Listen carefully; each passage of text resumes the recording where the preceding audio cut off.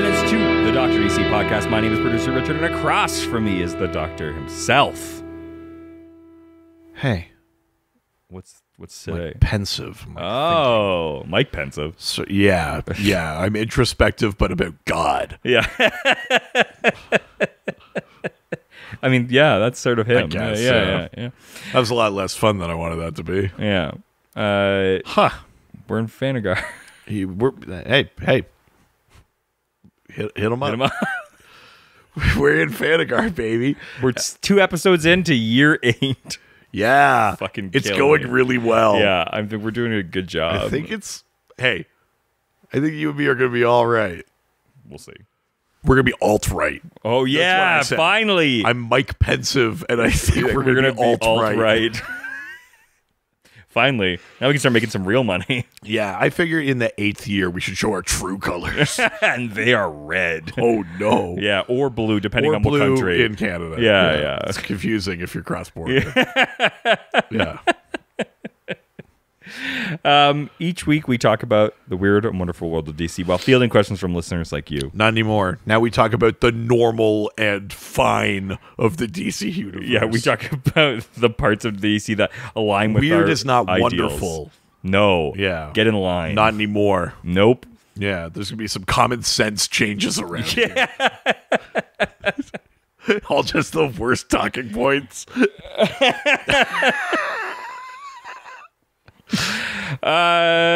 Fanagar. Yeah. We're in episode number 5. Yeah. Day 6 of this week. Yeah. Yeah, A week yeah. full of episodes because the annual's in there too. Yeah. Don't forget we did it annual. Yeah.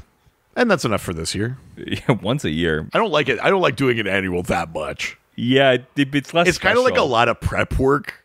Sure. Yeah. And you go like, yeah, I guess it's like a little special, but like, well, I don't.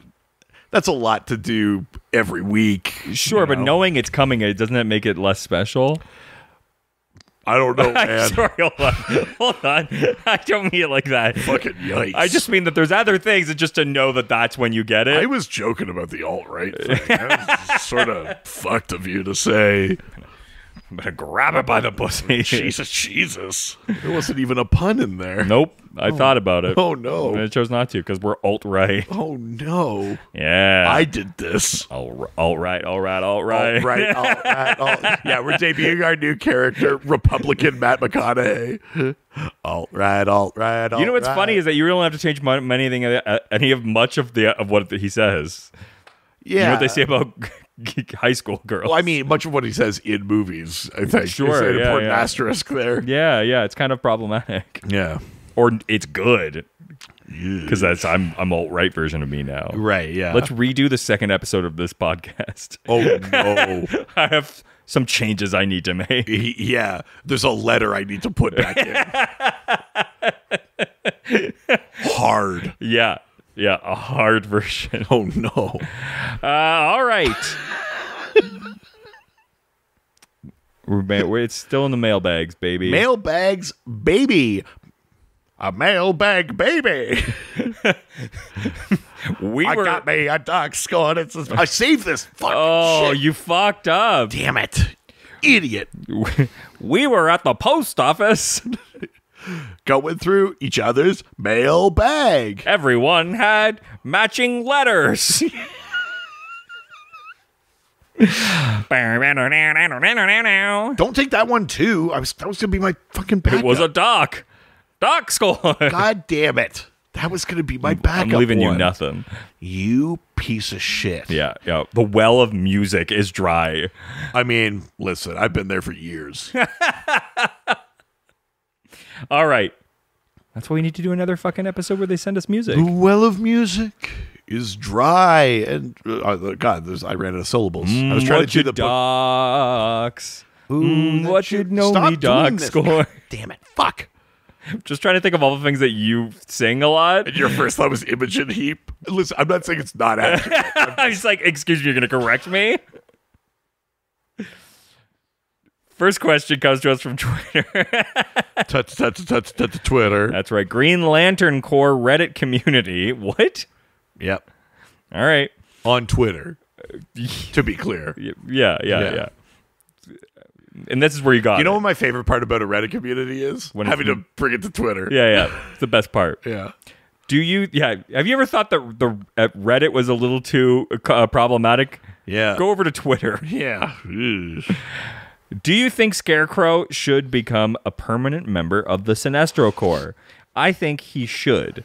Dr. Hugo Strange can take Scarecrow's place in Batman's Rogue if need be, since he was the first to invent the fear toxin. Yeah, I mean, so Scarecrow did temporarily join the Sinestro Corps. During Blackest Night, he's one of those ones that like gets deputized into a corps. He joins the Sinestro Corps, and it's this moment of him, like, he's like, I finally feel fear. I finally, like, get it. I feel anything at all. This power is mine. And then Lex with an orange ring hears him say that and goes like, no, it's mine, and takes the ring from him. And Scarecrow's like, but no. Fucking finally, I don't have the time to read. So, yeah, that's Scarecrow. Yeah. If I only had the fear. Oh, jeez. I'd be scaring all the lanterns. That's fuck.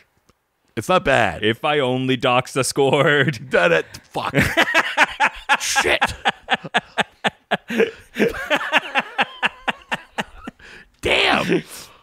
That's right. Yeah, I actually don't think he should just be in the Sinestro Corps. Like, there's some... I guess I don't have, like, an airtight reason for it. Sure. But there's something about the Sinestro Corps. It's like, it's about them instilling and manipulating fear. Sometimes it's about even feeling fear, which is an interesting thing, sort of abandoned thing they did with Jessica Cruz all too briefly. That could have been really cool, but then they sort of just went like, never mind. Scarecrow, I feel like his obsession with fear is not as deep, maybe, as some of the other Sinestro Corps members like connections to fear. Like, some of them aren't like, oh, I just fucking love fear. Some of them are like, no, I love killing. Yeah. And you go like, yeah, that's scary. Here's a fucking ring, man. Yeah, you know, like, shouldn't that be red? I guess that's not anger. It's just no. I mean, if anything, some of them are not angry about it. That's what's scary. Oh, sure. Yeah. You know, like, I feel like a lot of Batman's like, sometimes we have this conversation of like, why doesn't Batman have a Green Lantern ring? You know what I mean? And different comics have tried different ways to explain that, because he is like objectively so willful. Yeah, you know what I mean? yeah. That's like his thing. If not more than Hal, then surely more than the other 5 Earth ones. Absolutely, you know what I mean? Yeah. But different comics try different things to explain that. And that's one thing. But I also feel like Batman's rogues, for the most part, shouldn't really play at that level. You know, like, oh, interesting. Mr. Freeze doesn't have to go up against Wonder Woman. Yeah. You know, I don't need to see Two-Face take on Flash. Like, yeah. You know, every once in a while they'll cross over. There was a Riddler Flash thing, but even that I was kind of like, yeah. Like, they are interesting, great characters, really nuanced with lots of history and cool stories in that. But that's not the same as being like that level. Which is funny because Batman is the top level. Yes, but it's that thing of like, that's Batman's superpower. Sure, is getting to play with the big guns. Yeah. Right? Yeah. Like, and I think where I get hung up on the Scarecrow thing is, it's not that it doesn't make sense for a fear character to have this new path or something like that, but it feels above his station. Sure. And in that sense, what I liked about Blackest Night was like a taste of this cosmic thing. And of course he didn't get to keep it. And that sucks for him. But like, that feels like what I'd want out of, if it did happen, it couldn't be permanent. You know what I mean? It would have to be, you know, touching the knowledge of the universe and having it ripped away or something like that. And then that becomes his new driving force in the way that it was for Lex too, in the aftermath of Blackest Night and stuff like that. But I don't see him. I'm being classist about it, but like, it's, he's not meant for that. Yeah, he's a downstairs character. Yeah, exactly. Yeah, he's an epsilon. Yeah. You know, like I do like the idea that like Batman's best like villains are just as willful in some way as he is, but in their own like thing. Like, you know what I mean? Like he's like they have the most will towards fear. Sure, it's like that's not necessarily like he doesn't inherently have that ability, but like he tries so hard to wield that thing. That's why. I think I would also make the argument that, and I have to make a distinction here between like how he's depicted for us reading it versus in the world. Sure. I don't know that Scarecrow is actually that good at instilling fear. Sure, no. And I don't think that Scarecrow is actually that scary. No, I think that's kind of the point. Fear toxin makes people see all sorts of stuff, but just like yeah, could Scarecrow startle you in a dark alley? Oh, of course he fucking could. Is it creepy to see a guy with syringe hands? Of course it is. But is that the same as being like in yourself someone that's mastered and instills fear? Yeah. I don't think it is. No, but I think that's the thing, right? You Which know? is like Penguin isn't actually that rich, but strives for wealth and puts that out there. Sure, yeah. You know what I mean? Like, I see what you're saying. Yeah, I mean, there you could even say Joker isn't that crazy because he's actually so sane, right? I mean, Easy Morrison, you know? Yeah, exactly. I think he's got some great ideas. But yeah, I think we're on the same page here. It's just. Scarecrow needs to know his place. Yeah, there it is. Yeah. All right, let's leave Twitter and head on over to the doc score. 525,000 doc scores a minute. That's how many questions I ignored this week. Ooh. From Bruno and from Chris Chan, from Butt and from Stump Chunkman. Oh yeah. Fuck yeah. 525,600 dog scores. Yeah. Hell yeah. That's how many channels I won't go on. I mean, yeah, this is Richard singing. Yeah. It's my version now. Yeah. All right. First question from the doc score comes from, and I just mentioned his name. Going way back. 7 years. Oh. Bruno. I'm sure he'll hear this episode. I don't think we were going 7 years back, but we are going back. Yeah. Through our 7 years. Yeah. I'm sure he's still active and loves what we're doing. So. Oh, he's never had a note. Yeah, not a single note. No. By the way, I love criticism. Why do you look like that when you say it? Oh, because it's great. I think it's so good. It's a weird jerk-off motion. I don't know. What does that mean? Shut the fuck up, man. Be cool. Sorry. I don't know how to do that. If you had to bring a Justice League member into the Dreaming and make them a member of the regular Sandman cast, who would you pick? I mean, I think it's a cop-out answer, but I do think it works. It's Martian Manhunter. I mean, that would be Martian Manhunter first, is already kind of implicated in Sandman, but again, because of like the psychic powers and even the shape-shifting and just being kind of like an outsider and having this alien element in there, I think is interesting. The way dreams manifest for non-humans. Yeah. Martian Manhunter feels like a pretty obvious pick to me of Justice Leaguer. Yeah. I mean, Batman's an obvious one just because fear and like... Yeah.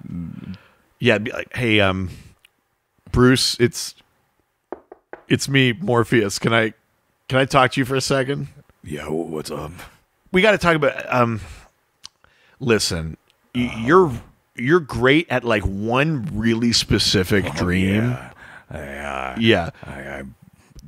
But I gotta tell you, we're sort of tired of the pearl necklace. Yeah, I don't know what you mean. Yeah, I didn't think that I was my Wonder Woman dreams were coming true, but yeah, that's actually we were sort of hoping you would just do your parents dying. I'm kind of over that. Yeah, no, we could tell, and I would love to be over. No, we need you to like stop with it. They're actually like deeply inappropriate. I mean, it's in my and dream, I like create nightmares, and I just got to let you know it's fucked what you do in a dream. Yeah, but her part of it. Oh, no, I don't like this. What a bad improv. I don't like this.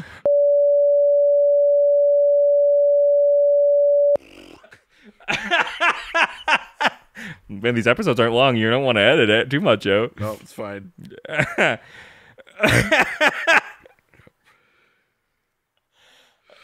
Oh man, I've got some power here. You're doing the editing. Yeah, Jesus, good Lord. It's Bruce's dream. Guys, it's like I said, episode 2, I'm playing a character. Listen, That's what they would say. I don't know, man. If you went away from that time frame, you'd be surprised. Is there anyone else you think that would be good in the dreaming? Yeah, actually, Batman probably would be great. Well, we'll leave it at that. That's the next question.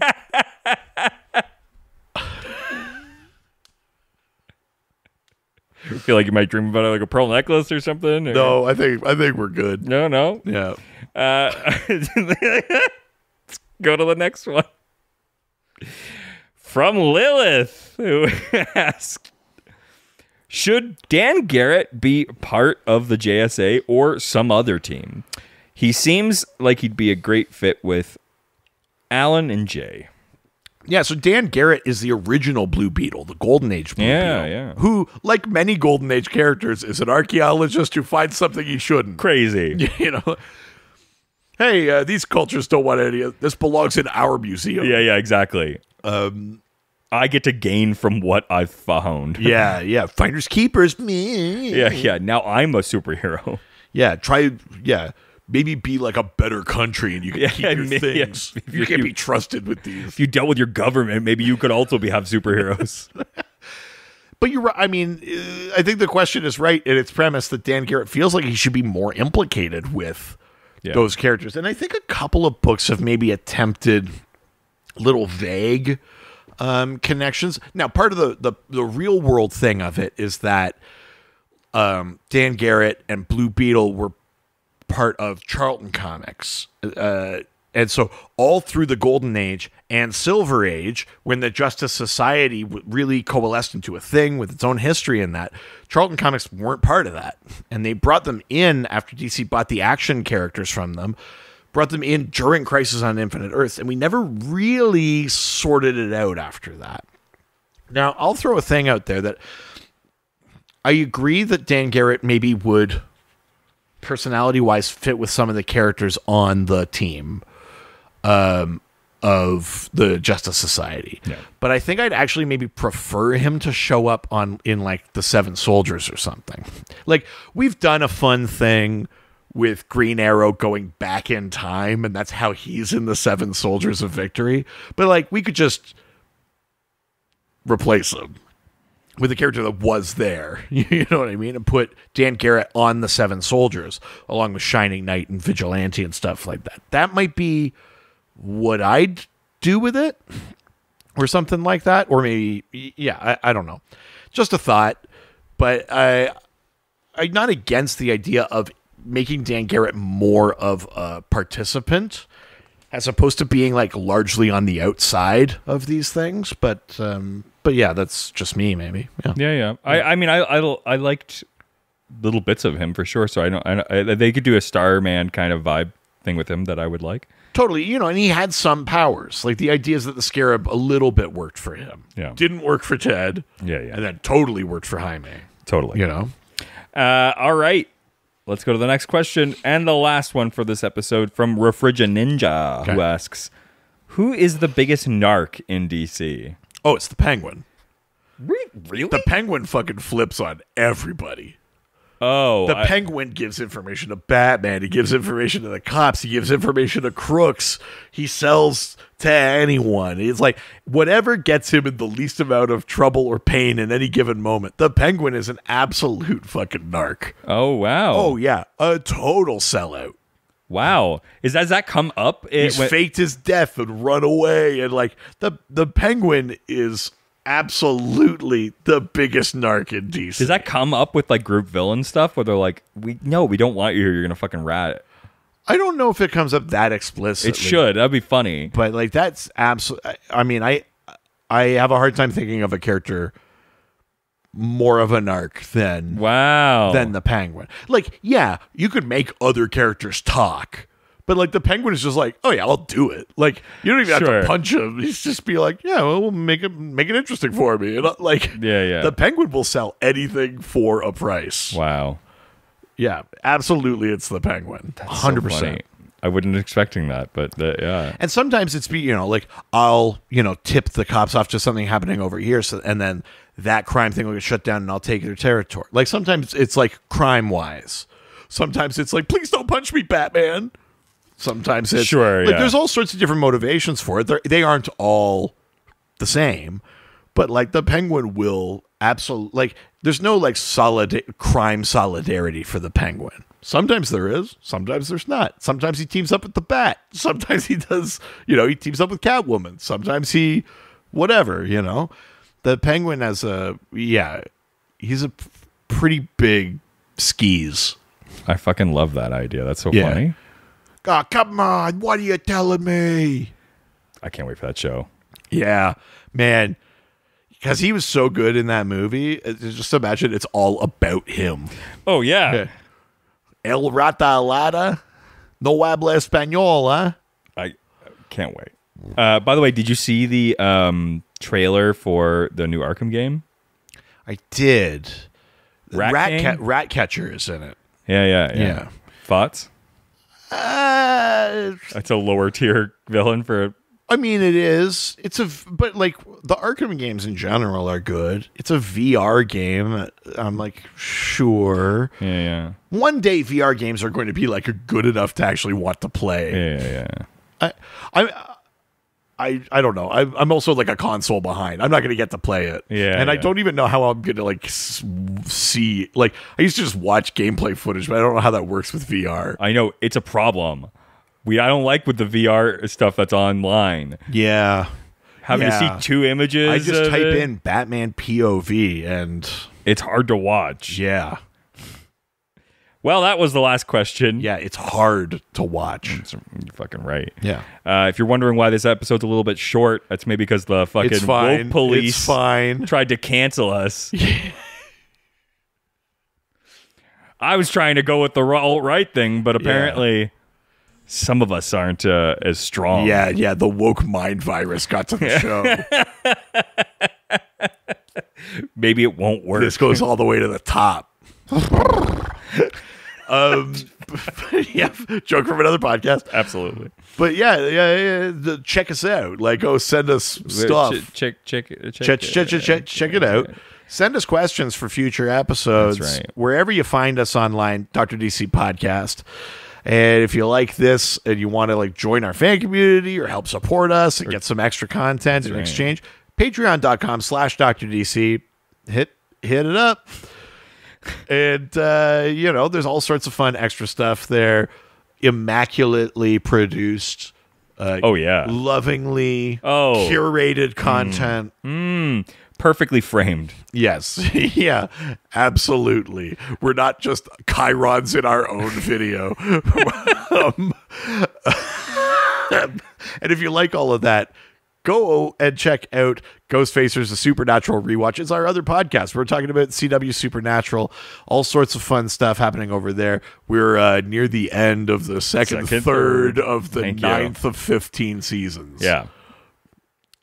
If you did that math, you got it right. The Fanagar Tournament of Pandering is ongoing. Put your votes in for which DC live-action TV show we're going to do an episode about. Holy shit. It's raging. Fuck Batman. Yeah, fuck Batman.